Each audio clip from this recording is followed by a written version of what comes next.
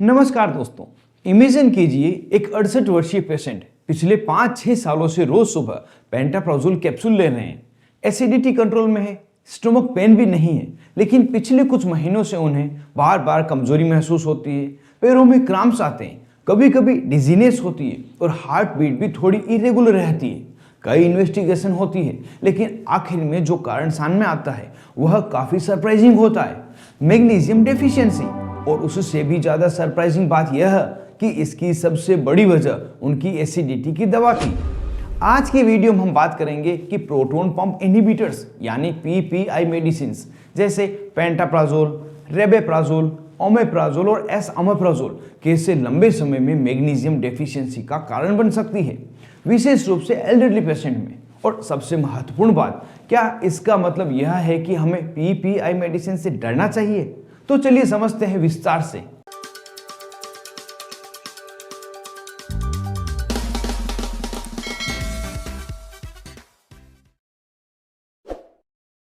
PPI medicine आखिर करती क्या है? सबसे पहले बेसिक कॉन्सेप्ट समझते हैं। हमारे स्टोमक में एसिड बनता है जो डाइजेशन में मदद करता है, लेकिन कुछ कंडीशन और डिजीज ऐसी होती है जब एसिड जरूरत से ज्यादा बनने लगता है, जैसे कि GERD, acid reflux, gastric ulcer, peptic ulcer disease, long term painkiller therapy. ऐसी सिचुएशंस में डॉक्टर पीपीआई मेडिसिन प्रिस्क्राइब करते हैं। ये मेडिसिन स्टोमक के एसिड प्रोडक्शन को सिग्निफिकेंटली रिड्यूस करते हैं। इसी वजह से एसिडिटी के पेशेंट को काफ़ी राहत मिलती है और यही कारण है कि पेंटाप्राजोल आज सबसे ज़्यादा प्रिस्क्राइब मेडिसिन में से एक है। लेकिन मेडिसिन जितनी इफेक्टिव होती है उसका रेशनल यूज उतना ही जरूरी होता है। प्रॉब्लम कहाँ शुरू होती है? यहाँ एक इंटरेस्टिंग बात, हम में से अधिकांश लोग सोचते हैं कि एसिड सिर्फ एसिडिटी पैदा करता है, लेकिन रियलिटी इससे काफ़ी अलग है। स्टोमक एसिड के कुछ बेनिफिशियल रोल भी होते हैं। यह फूड को डाइजेस्ट करने में और कई मिनरल्स तथा न्यूट्रिएंट्स को एब्जॉर्ब करने में इनडायरेक्टली मदद करता है। जब एसिड प्रोडक्शन लंबे समय तक सप्रेस रहता है तो कुछ न्यूट्रिएंट्स का एब्जॉर्प्शन प्रभावित हो सकता है और उनमें से एक है मैग्नीशियम। मैग्नीशियम इतना इंपॉर्टेंट क्यों है? अब कुछ लोग सोच रहे होंगे कि मैग्नीशियम कम हो गया तो क्या फर्क पड़ता है। असल में मैग्नीशियम शरीर का एक साइलेंट वर्कर है। यह 300 से भी ज्यादा एंजाइमेटिक रिएक्शन में भाग लेता है। यह जरूरी है मसल्स फंक्शन के लिए, नर्व कंडक्शन के लिए, एनर्जी प्रोडक्शन के लिए, बोन हेल्थ के लिए, ब्लड प्रेशर रेगुलेशन के लिए, नॉर्मल हार्ट रिदम के लिए। यानी मैग्नीशियम कम होने का असर पूरे शरीर पर पड़ सकता है। अब आते हैं सबसे महत्वपूर्ण सवाल पर, पीपीआई मैग्नीशियम डेफिशिएंसी कैसे करते हैं?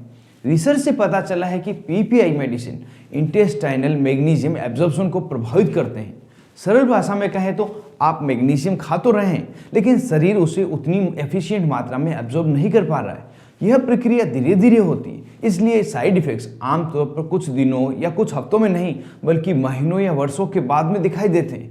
यही कारण है कि कई पेशेंट्स और कभी कभी हेल्थ केयर प्रोफेशनल्स भी शुरुआत में इस कनेक्शन को मिस कर देते हैं। अब सवाल आता है कि बुजुर्ग मरीजों में यह समस्या ज्यादा क्यों देखी जाती है?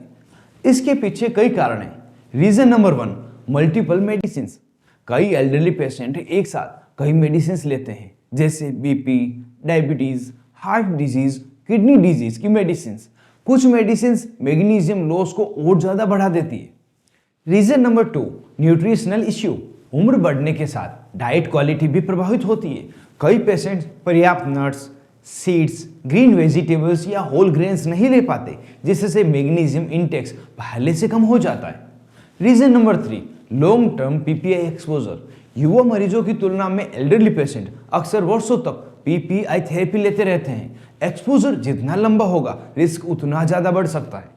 Reason number 4, existing medical condition. Kidney disorder, diabetes और क्रोनिक इलनेस इलेक्ट्रोलाइट बैलेंस को प्रभावित कर सकती है, इसलिए मैग्नीशियम डेफिशिएंसी डेवलप होने की संभावना और ज्यादा बढ़ जाती है। वे सिम्टम्स जिन्हें अक्सर इग्नोर कर दिया जाता है और यही सबसे डेंजरस हिस्सा है।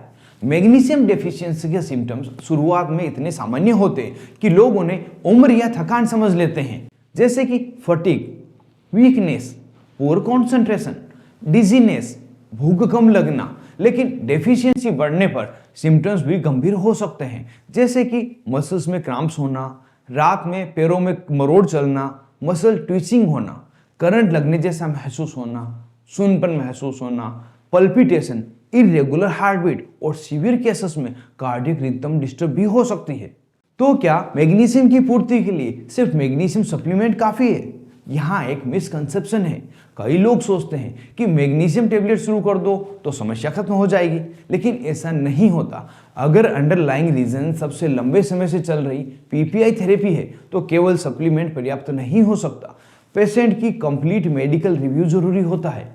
डॉक्टर यह इवेलुएट करते हैं क्या अभी भी पीपीआई की जरूरत है, क्या डोज कम की जा सकती है, क्या ड्यूरेशन कम किया जा सकता है, क्या अल्टरनेटिव स्ट्रेटेजी अपनाई जा सकती है। इसलिए सेल्फ मेडिकेशन बिल्कुल भी सही नहीं है। अब बात करते हैं प्रिवेंशन की। मैग्नीशियम कम होने से कैसे बचाएं? तो ऐसे में एक अच्छा विकल्प है मैग्नीशियम रिच फूड। कुछ फूड नेचुरली मैग्नीशियम से भरपूर होते हैं, जैसे कि आलमंड्स, काजू, पंपकिन सीड्स, पालक, beans, whole grains, peanuts. Balance diet magnesium level maintain करने में मदद कर सकती है, और अगर डेफिशिएंसी सिग्निफिकेंट हो चुकी है तो मेडिकल इवैल्यूएशन बहुत ही जरूरी होती है। मैं यहाँ एक बात बिल्कुल क्लियर करना चाहता हूँ कि इस वीडियो का उद्देश्य आपको पेंटाप्राजोल या किसी भी पीपीआई मेडिसिन से डराना नहीं है। ये मेडिसिन मॉडर्न मेडिकल साइंस की अत्यंत यूजफुल और एविडेंस बेस्ड थेरेपी है। प्रॉब्लम मेडिसिन की नहीं, प्रॉब्लम है अननेसेसरी प्रोलॉन्ग्ड और अनसुपरवाइज यूज की। अगर किसी पेशेंट को जेनाइन इंडिकेशन है तो डॉक्टर की सलाह के अनुसार पीपीआई लेना बहुत ही उचित निर्णय है, लेकिन वर्षों तक बिना रिव्यू के किसी भी मेडिसिन को जारी रखना सही प्रैक्टिस नहीं मानी जाती। तो आज की वीडियो से 3 बातें याद रखिए। पहली, लॉन्ग टर्म पीपीआई यूज कुछ पेशेंट में मैग्नीशियम डेफिशिएंसी का कारण बन सकती है। दूसरी, एल्डरली पेशेंट में इसकी रिस्क ज्यादा होती है। और तीसरी, लंबे समय तक पीपीआई थेरेपी चल रही है और साथ में वीकनेस, मसल्स क्रैम्प्स या पल्पिटेशन जैसे सिम्टम्स है तो डॉक्टर से मिलना बहुत आवश्यक है, क्योंकि कभी कभी समस्या एसिडिटी की नहीं बल्कि एसिडिटी की दवा के लंबे उपयोग के कारण हो सकती है।